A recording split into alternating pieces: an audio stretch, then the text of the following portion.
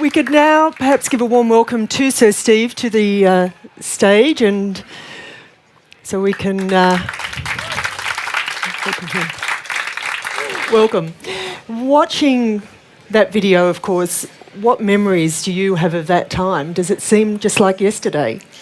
Well, when you watch that video, it's more of the age of my children more than anything else. Is that my son was only 2, he's 14 now, and he's the same height as me as he was there. That my mother's reasonably strong at 82, but she wouldn't be able to hold him in her arms anymore. And it's sort of that side. But in some ways, the last 12 years have gone really quickly.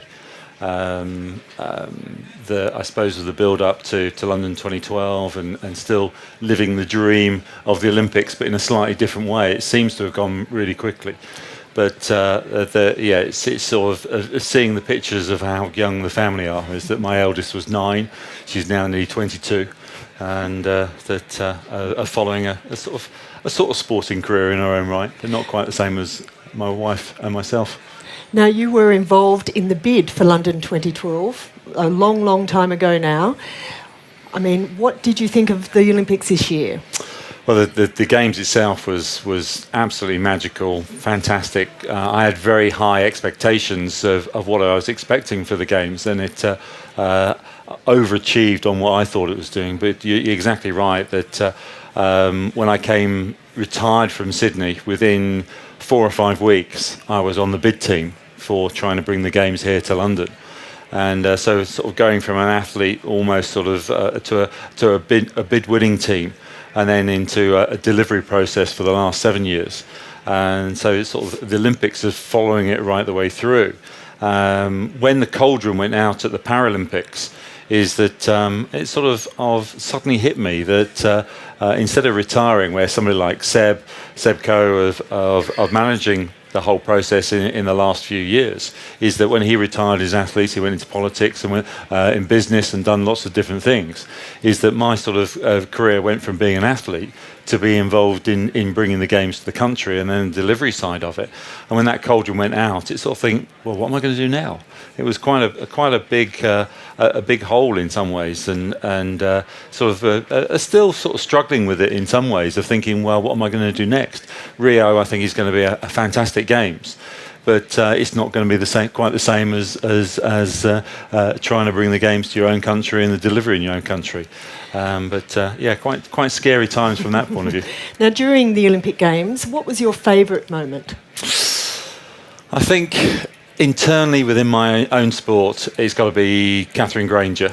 Catherine was competing at my last Games. It was her first Games in Sydney. She was in the women's quadruple scull that won a silver medal, and that was the first time that a women's British crew had won a medal for Great Britain at the Olympics. So that was a sort of a landmark time. And then as I retired, obviously she carried on, sort of start of her career, and won a silver medal at the next Olympics, and then won a silver medal at the Games after that. So following a whole period of winning silvers, but being world champion 6 times over. And she should have won, I think, in Beijing, but it didn't happen for her in her career at that time. And you're thinking, well, would she retire after Beijing? But she decided that she wanted to carry on, and it was such an apt moment of winning that gold at home water. It seems sort of the fairy tale story in some ways, and rightly so for her. Outside my own sport, there's probably a few moments. And Mo Farah, I was in the stadium for the 5,000 metres. He'd already won the 10,000 a few days before. And stories I'd heard, I wasn't able to get into the stadium that night, and they said it was just unbelievable of the 26 laps that he was doing, of standing ovation it was going around. And the way that I would describe that 5,000 is that normally you get sort of the Mexican wave of people sometimes within a stadium at certain points. And there was that sort of enthusiasm from the spectators, but weren't people standing up and throwing their arms in the air as you would do with the Mexican wave. It was like a Mexican wave of noise. So as the group was running around, the leading group was running around, there was just a bank of noise just travelling around with that. And I've never experienced anything like that at all, and that was pretty special. And also the flashlight cameras following him around as well. Definitely. That they didn't need the main lighting on that particular day.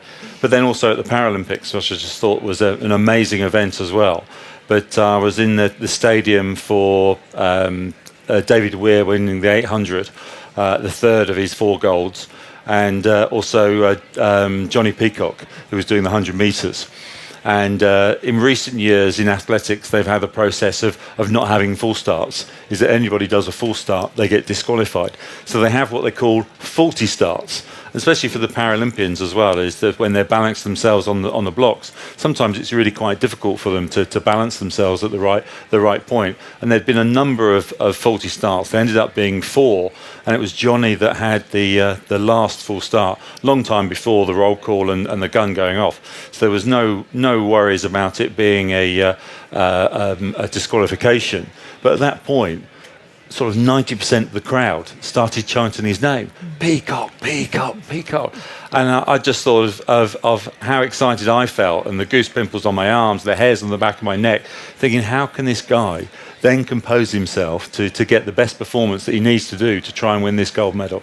He composed himself really well and took the gold medal. But again, I've never, ever experienced anything like that before. Now, can I take you trackside in the velodrome, because one of your great friends, Sir Chris Hoy, not only equalled your record of 5 gold medals, but he beat it. What did that feel like, watching that race? I always knew it was going to be the case that probably Bradley and Chris would go past me on total medals, and probably Chris, talking about Bradley Wiggins there, of the outstanding athlete that he was or is that was going to win more gold medals than me. And so I had 4 years of gearing myself up for that point. So actually, Chris has been a close friend of mine, so I could join in the celebrations of him winning a gold for Great Britain. But then the BBC asked me to go down into the middle area. And so when Chris went through the medal rostrum, and then he comes and gives the interview straight afterwards, is that I was hiding behind the reporter. And her first words to him, what's it like of winning 6 Olympic gold medals? Because there's somebody here that would like to know. So I went up and gave him a big hug, and I whispered in his ear, I said, have you definitely retired? And he says, yeah, no. I said, if you've retired, then I'm making a comeback. Well, of course, he has the Glasgow Commonwealth Games coming up and looming as well, and it's a question for many athletes.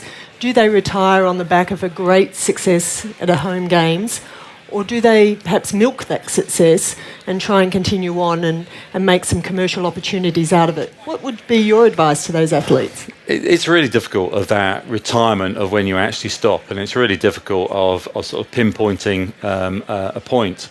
I remember when I was saying I was going for my 3rd Olympics, my 3rd Olympic gold medal, and some quite close family members were saying, why are you going on? You've won the Olympics twice over. Why try and do it again for a 3rd time? You're only putting your head on the chopping block to be chopped off in some ways.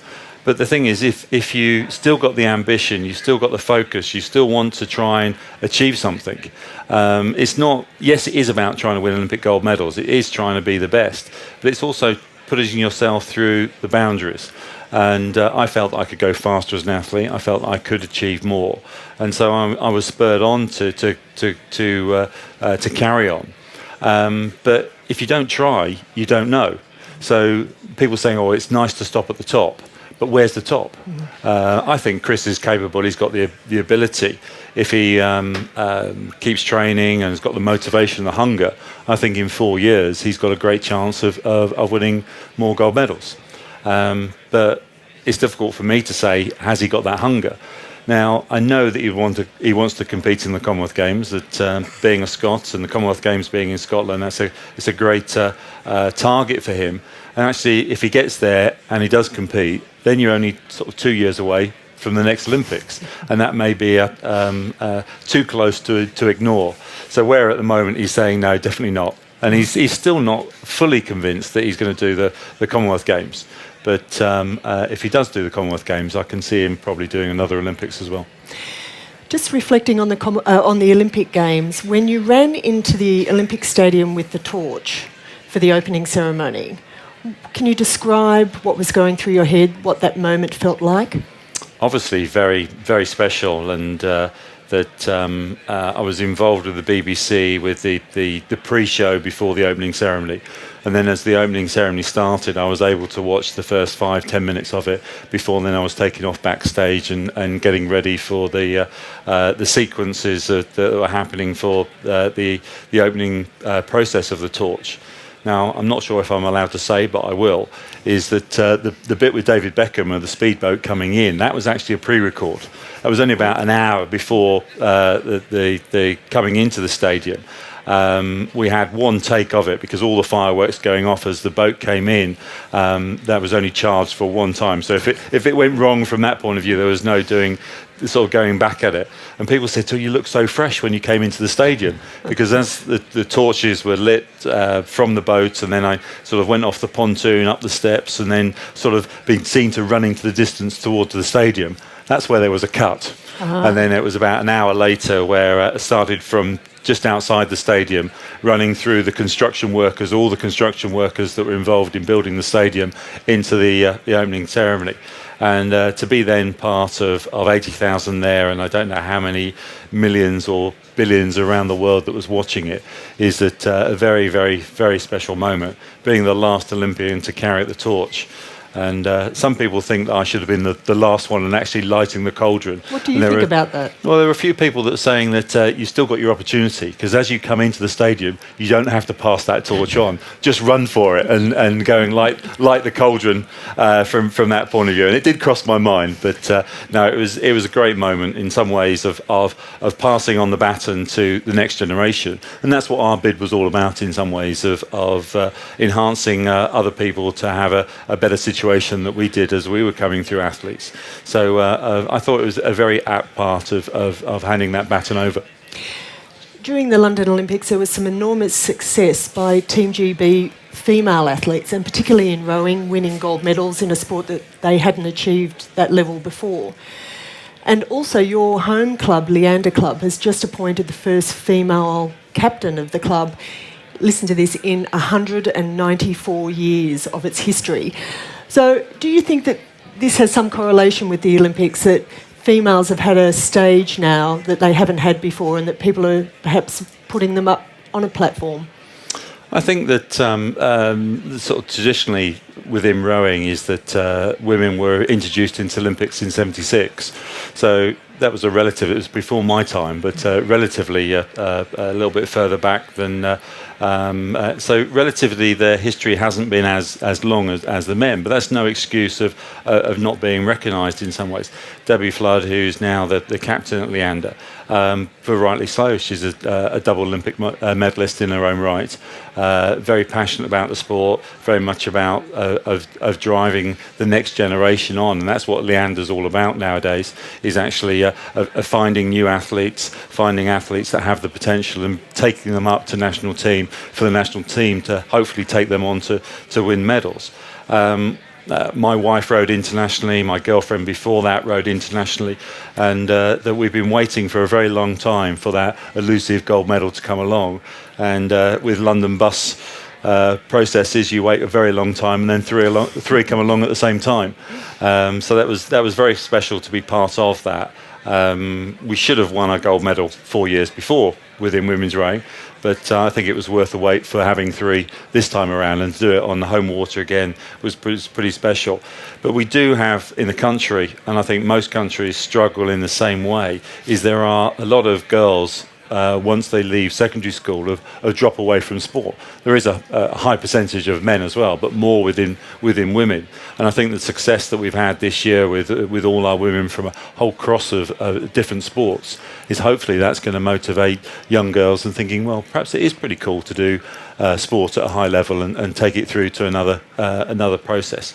And I think that if we don't make the most of this opportunity, then I think we've missed a big opportunity of making that happen. Now, before we get off the Olympics, I'm interested to know, you've been in the Olympic Village. We hear some amazing stories that come out of the Olympic Village amongst all those athletes. What's your favourite story? What amazing stories have you heard? I haven't always stayed in the same state in the main village. is that my first games in '84 is that we were rowing up at Santa Barbara, so we had a separate village closer to the venue. Seoul were in the main village, and there's all sorts of so-called parties that go on within the village. But certainly from my experience, that is not what happens. Is that there is sort of unwritten rules. Is that even if when you've finished your event, is that you're expected to party, enjoy yourself, but that's off premises. And when you come back into the village, because you've got other people that are focusing on their moment during that 17 days, is that you let them get on with what they're doing. So there's very little that goes on within the games, but there's a lot of partying that goes on. The swimmers tend to finish earlier. Some of them will be finished after day one, and they're quite good at finding where all the good parties within the cities are of the Olympic City. And rowing finishes sort of midweek, and then we're very good at finding the swimmers to find out where the good parties are, and then the other sports join us as we go on. But no, it's a lot of fun. It's a great atmosphere to be part of Olympic team, and especially a successful Olympic team. And last time I competed in Sydney, that rowing did reasonably well, with the 8 winning a gold medal as well, and they certainly enjoyed themselves around the shores of Sydney. Going back to the Sydney Olympics, of course, that was the Olympics that Lance Armstrong won a bronze medal in the road cycling time trial, and there's been a lot of controversy about him of recent months. What's your view whether he should keep his Olympic bronze medal or not?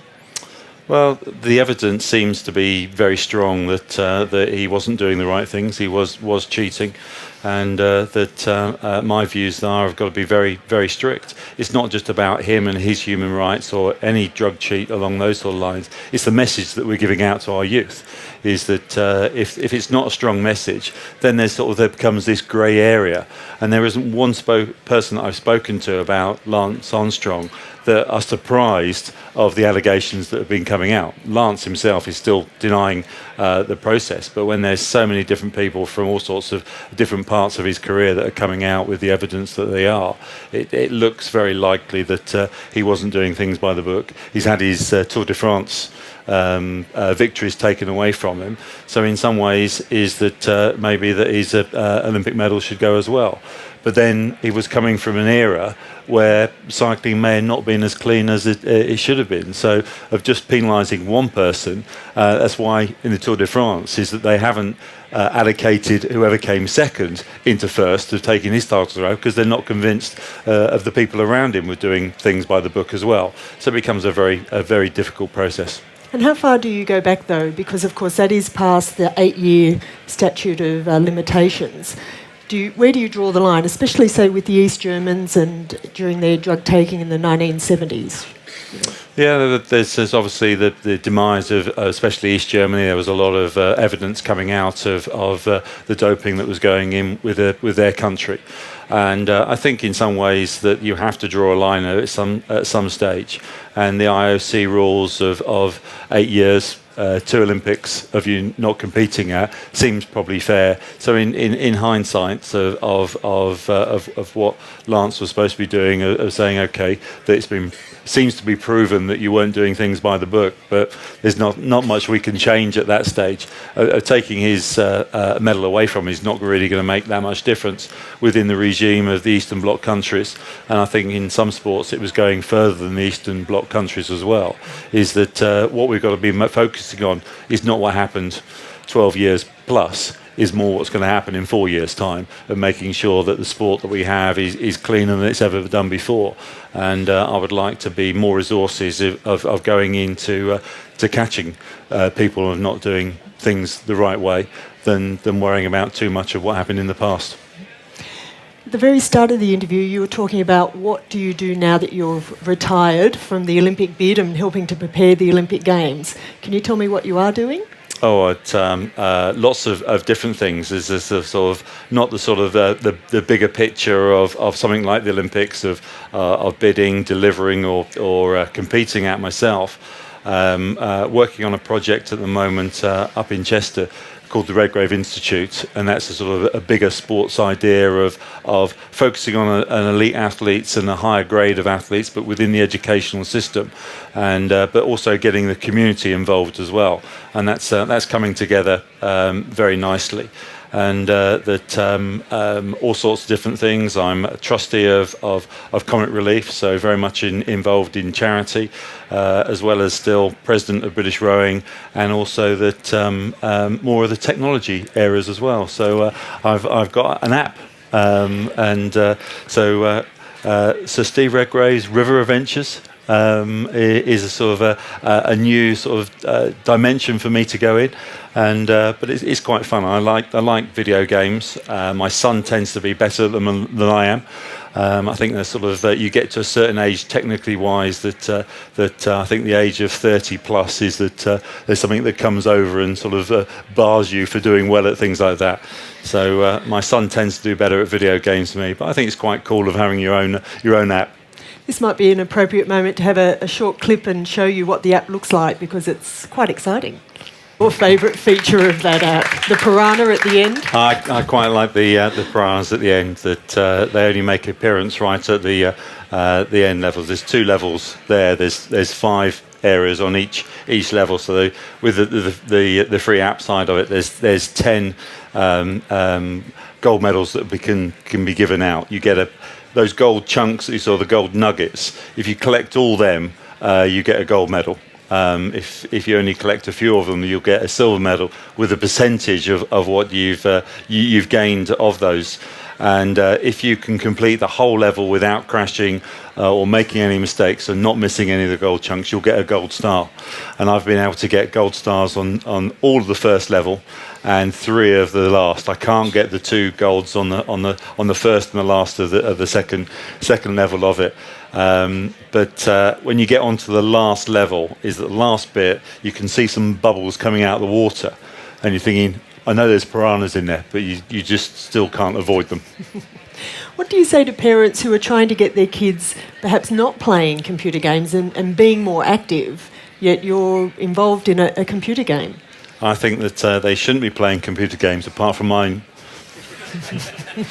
I think it's got to be a well balanced. Is that my three children, that one in the 20s and other 2 are teenagers, all like video games of some sort, but they're very active. They're all quite sporty, as well as in sort of pushing themselves at university. Eldest is a medical student, so you've got to be pretty bright to be able to do that. Follows in her mother's footstep, not her father's, from that point of view.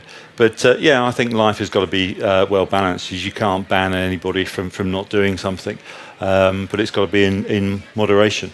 I'm probably more obsessive than they are with it. Well, I hope children out there and teenagers get inspired by the game and perhaps take up rowing or even kayaking. Well, one of the fun things with the game is that I quite like the game Cut the Rope. And every now and again there'll be more levels that come out, and that's what we're going to do with the app as well. Is that in future times that we will have different rivers around the world with slightly different challenges within it, testing in all sorts of different ways. So it's not just the 2 levels that we've got at the moment. There'll be many more levels. There's a lot of rivers out there and a lot of challenges that we can put into it. Thanks, Steve. Now, I'm just wondering if there are people in the audience who would like to ask a few questions of Steve. I'm sure there are, yes? So, Steve, I'm a visitor to the UK, and I must say that you're extremely popular in my household, as well as in the country from where I come. My question is in 2 parts. Part A, are 5-time Olympians born or are they made? And part B, what was the hardest medal you won and why? The first part is, in some ways, that certain disciplines different levels. Is to be a Usain Bolt is that you've got to be sort of almost born with that talent to be able to run that fast. But then you've got to go through the preparation, training and competition to be able to get there. The more of sort of my end of the sport, of more endurance, mine's an endurance power sport. But if you're going something like marathon running, is that yes, you have to have the right ability to be able to do those sports, but it's more the training and preparation that you put into it. So the more training that you can actually of put in, the better you can be. So it comes down to more of the individual. Yes, you've got to be able to have some of those talents in the first place. Rowing's a leverage sport. So it's good to be nice and tall and be relatively strong. But then you've got to have the fitness to be there. So if you don't do the training, you're never going to win any races. So in some ways, you've got to have those assets in the first place. If I was around 5 foot instead of being just over 6 foot, it's unlikely I'm going to be a great Olympic champion. But there are other sports that I could go into of being a lot shorter from that point of view. So it's a little bit of both. Is that you're going to have those assets in the first place, but you've got to make the most of that from that point of view. And now I've forgotten what the second part of the question was. The hardest.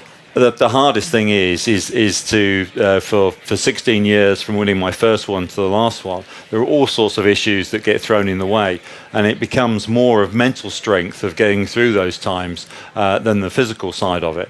And within my career, I came down with colitis and diabetes, and that really sort of threw a spanner in the works of the consistency of training and different ways.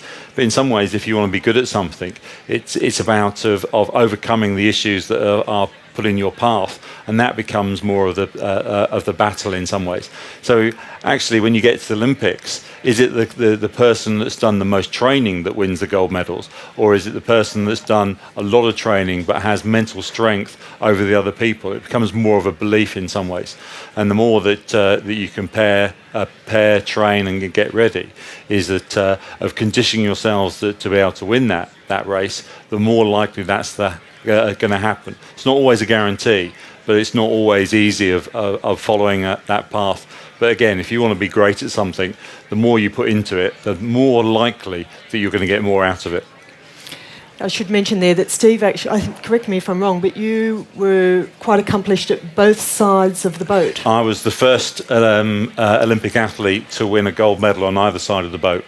I would have liked to have done the other one as well and done the single. So I've rowed stroke side, bow side, and of sculled as well.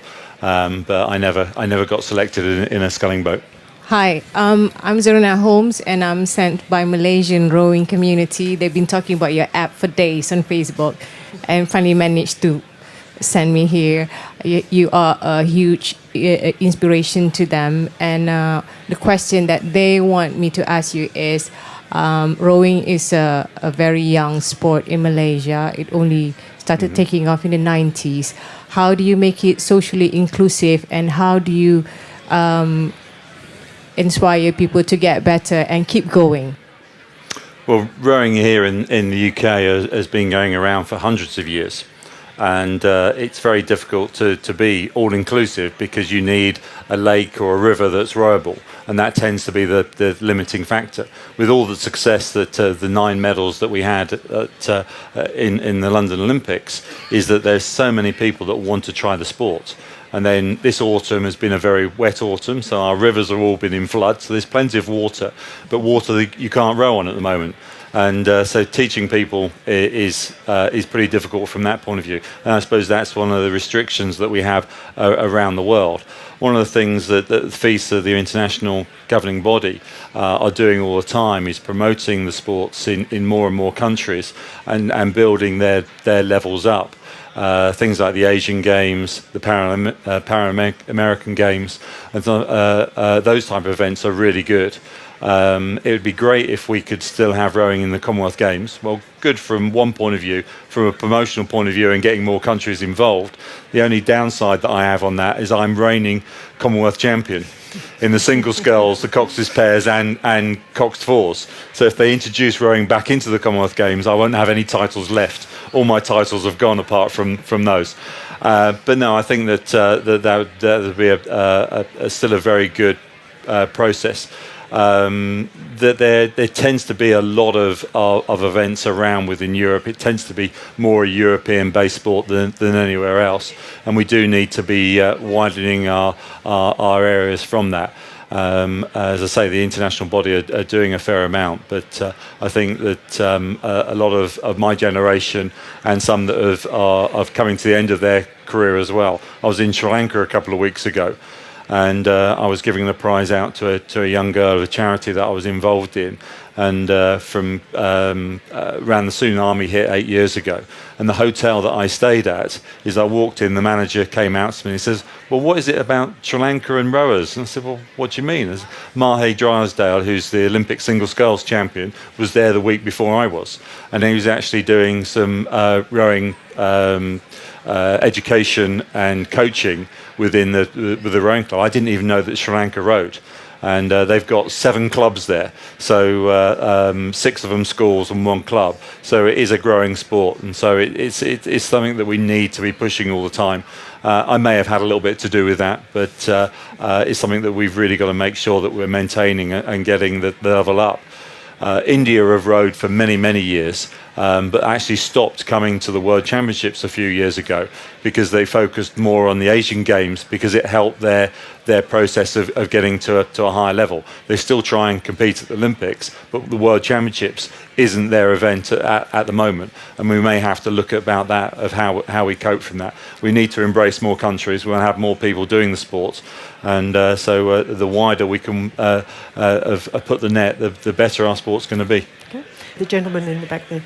Hi, I row on the River Thames, and as a junior rower, what advice would you give to aspiring junior rowers to get to the higher level that you have been at and are at?